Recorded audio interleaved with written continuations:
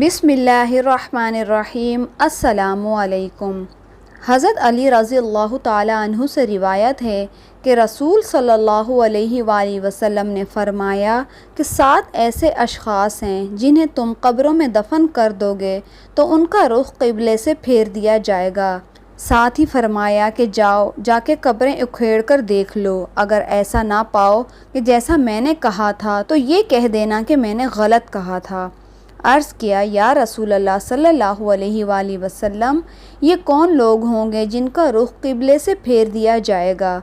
हुज़ूर सल्लल्लाहु अलैहि वसल्लम ने इरशाद फरमाया कि पहला शराब पीने वाला, शराब लाने वाला, शराब बेचने वाला, शराब ख़रीदने वाला और शराब को मुंतकिल करने वाला, इन सब पर अल्लाह के रसूल सल्लल्लाहु अलैहि वसल्लम ने लानत भेजी है।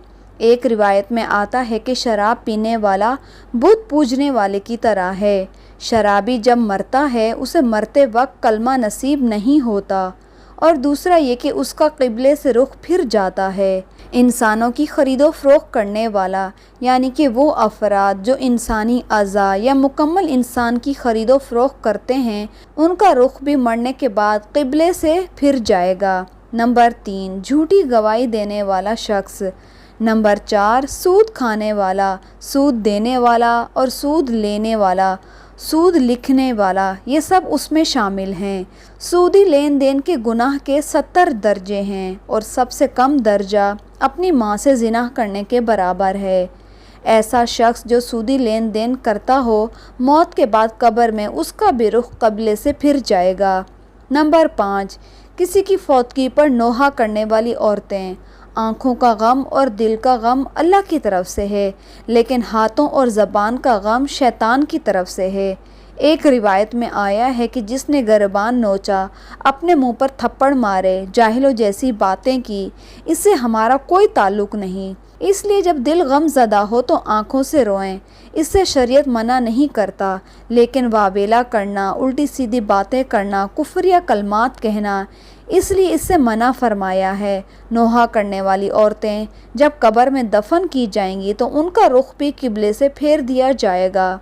नंबर 6, जो शख्स ज़ख़ीरा अंदोज़ी करता है। ज़ख़ीरा अंदोज़ी इंसानों की खुराक और जानवरों के चारे वगैरह को कहते हैं। शरीयत ने इससे भी मना किया है। हुज़ूर सल्लल्लाहु अलैहि वसल्लम ने इरशाद फरमाया कि जिस शख्स ने 40 दिन तक ज़ख़ीरा अंदोज़ी की, अल्लाह ताला उसे 40,000 साल तक जहन्नुम की आग में जलाएगा। तो ऐसे अफराद जो ज़ख़ीरा अंदोज़ी करते हैं, उनके रुख भी कब्र में क़िबले से फेर दिए जाएंगे। नंबर 7, जो शख्स नमाज तो पढ़ता है मगर जमात के साथ नमाज नहीं पढ़ता।